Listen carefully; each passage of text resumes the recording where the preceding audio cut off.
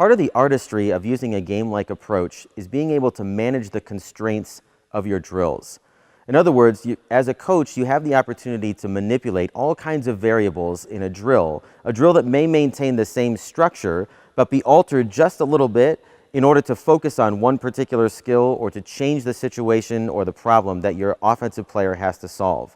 I want to give you some examples before we get into the DVD of some of the ways that we disadvantage the offense. In other words, that we create a bigger challenge for them in the context of our drills.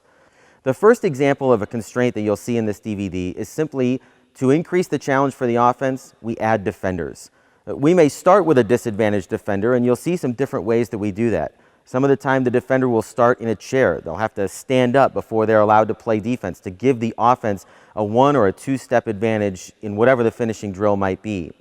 Another way that we would disadvantage a defender might be to give the offense a running start. Maybe in transition, they're running down the floor while the defense has to start from a flat-footed position. Again, this creates a window of opportunity for the offense because the defense is starting from behind.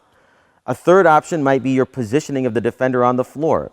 You may play them tighter. Their chair may be closer to where the offense starts, which means that there's going to be more ground for them to recover to. If that's too easy for the offense, you might move the chair back or move the defender back away from the offensive player to give them more space to move and cut off a drive to the basket, forcing the offense then to solve a different problem. But we're going to start there with an offensive situation against a disadvantaged defender. Now from there, to increase the challenge, we're going to manipulate drills in all kinds of different ways. The most obvious is we're going to add defenders. So instead of going one-on-one against a disadvantaged defender, we'll play against a live defender, and then we'll add a second defender to make it more challenging for the offense. You'll also see us decrease space on the court. The more space that a defensive player has to guard, the more advantage there is for the offense. So by taking some of that space away and having the defense only guard in a limited area, you're making it more difficult for the offense to beat that defender. Another thing that you'll see is that we may reduce the amount of time that the offense has to execute a move. For example, in a drill you'll see early in the DVD called 5 seconds to score, we'll put the offense on a 5-second shot clock starting from half court, and they have to score or get a shot off in 5 seconds or less. The advantage to that is that it makes them go in a straight line, it makes them attack aggressively, it makes them, from their first step to their finish, go at game speed.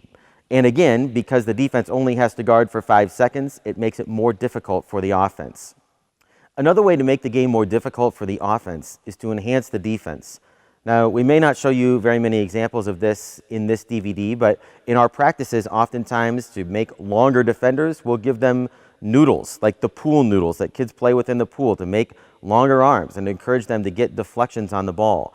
We may add extra players around the basket with blocking pads to rough up our post players just to get them used to playing with contact. But by giving some enhanced skills to the defense, you're increasing the challenge to the offense. Another thing that you'll see us do here is to restrict the options of the offensive player. For example, they may come off a ball screen and attack the middle of the floor, and we force them to get into the paint before they're allowed to shoot it or allowed to score it. We do this because it engages the second defender. They can't just pull up and shoot it after beating the first defender. They have to go and engage the help side to be able to score. You can restrict the movement of your post players or limit their dribbles. You'll see us play some one-on-one in the post where we won't allow our post players to use a dribble at all. They have to score with positioning and footwork. Now, certainly that's a greater challenge than what they're going to be experiencing in a game, because in a game we're going to let them dribble if it gives them an advantage. But by making it more difficult in practice, we're elevating their skills by elevating the challenge that they encounter in the drill.